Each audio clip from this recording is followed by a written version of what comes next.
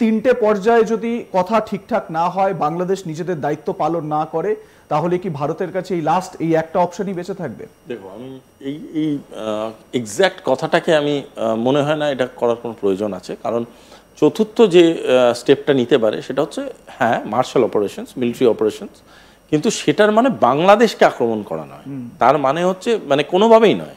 সেটার মানে হচ্ছে যে ধরো আমরা জানতে পারলাম বাংলাদেশের ভিতরে, মানে সেটা সার্জিক্যাল স্ট্রাইকের মতো কাইন্ড অফ দেখো, surgical strike is a very technical জিনিস।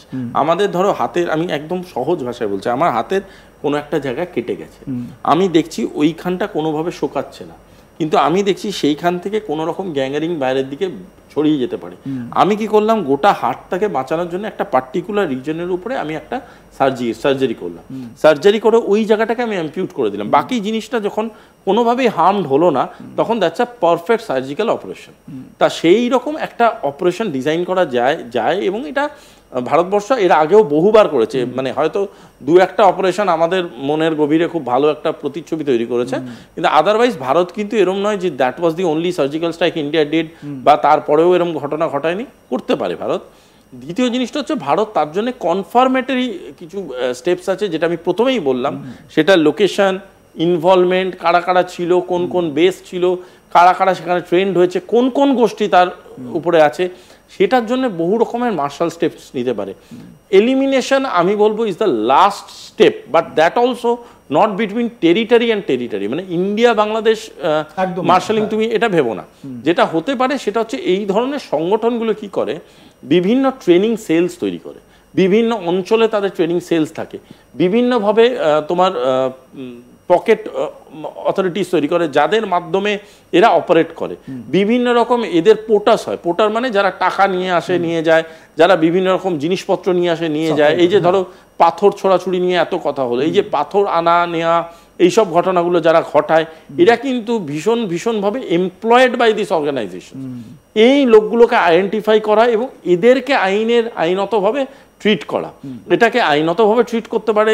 যদি কনফ্লিক্ট হয়, মানে কোনো রকম কনফ্রন্টেশনে আসে, they can be eliminated also by the forces, but that is something India will be doing as the last step. কারণ এলিমিনেশন এমন একটা প্রসেস যেখানে যদি সেটা হয়ে যায়, তার পরবর্তী ফলো আপ করাটা খুব মুশকিল হয়ে পড়ে, কারণ এলিমিনেটেড জিনিসগুলো। সুতরাং ইন্ডিয়া চাইবে এমন একটা সলিউশনের দিকে এগোতে, যেই সলিউশনের মাধ্যমে এই পোকামাকড়গুলো যারা গোটা আমাদের সুন্দর তৈরি হওয়া দেশটার উপরে ভীষণ রকমভাবে মানে দূষণ ছড়াচ্ছে, এই পোকামাকড়গুলোকে তুলে ফেলে দেওয়া। একদম এইটাকে কিভাবে করতে হয় সেটা Indian forces, Indian special forces, ইন্ডিয়ার বিভিন্ন রকম এমন ফোর্স আছে যারা particularly design to do operations, এরা করতে পারে।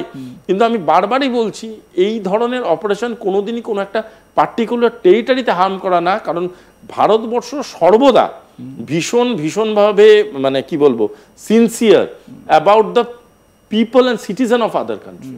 অন্য দেশকে কোনোভাবে সাধারণ মানুষকে হ্যাম্পার করতে ভারত চায় না।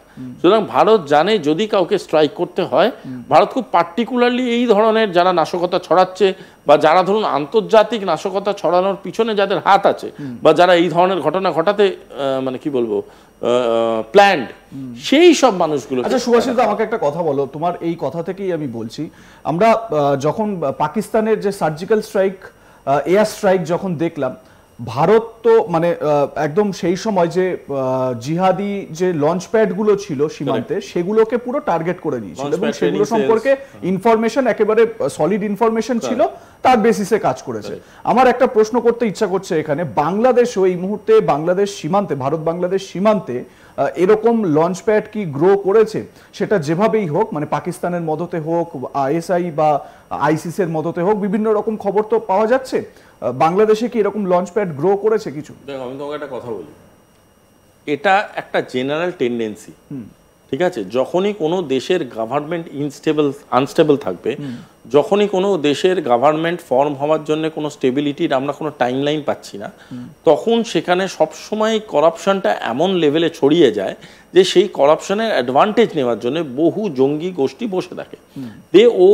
দে work and look after open territories, এমন এমন দেশ, এমন এমন রাষ্ট্র, যেই রাষ্ট্রগুলোতে তারা পেনিট্রেট করে, সেটা বিভিন্ন রকম আইডিওলজিক্যাল প্রেজেন্স দেখায়, তারপরে কি করে এমন এমন ট্রেনিং সেলস, এমন এমন লঞ্চ প্যাডসগুলো তৈরি করে রাখে, যার মাধ্যমে কিছু লোককে তারা একদম প্রপারলি ব্রেন ওয়াশ করে।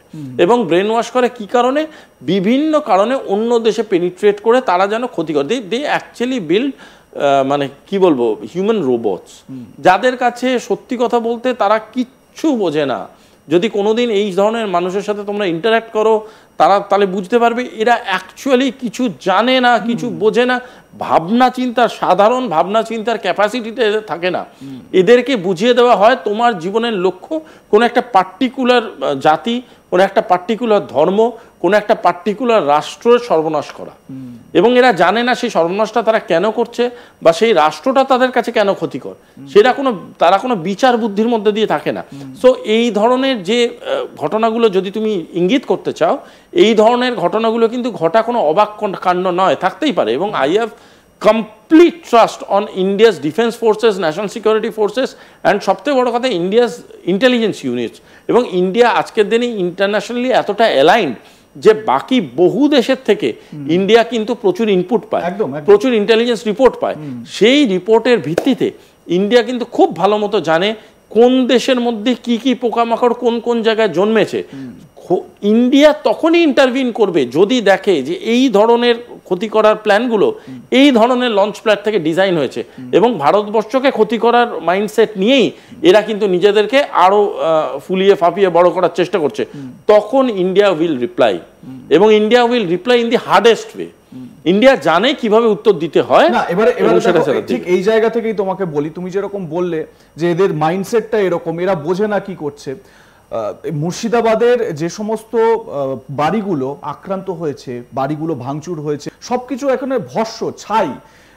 মহিলারা যারা রয়েছেন, যারা বিভিন্ন শরণার্থী শিবিরে এবং যারা কলকাতাতেও এসেছেন, যারা তাদের সঙ্গে সাংবাদিকরা কথা বলছেন, তারা কান্নাকাটি করছেন। তাদেরকে বলা হচ্ছে যে শাখা সিঁদুর ছেড়ে দাও, বোরখা পরো, তোমাদের হাজবেন্ডদের, তোমাদের স্বামীদেরকে আমরা শেষ করে ভাগীরথীতে ভাসিয়ে দিচ্ছি, আর তোমরা ইসলাম গ্রহণ করো।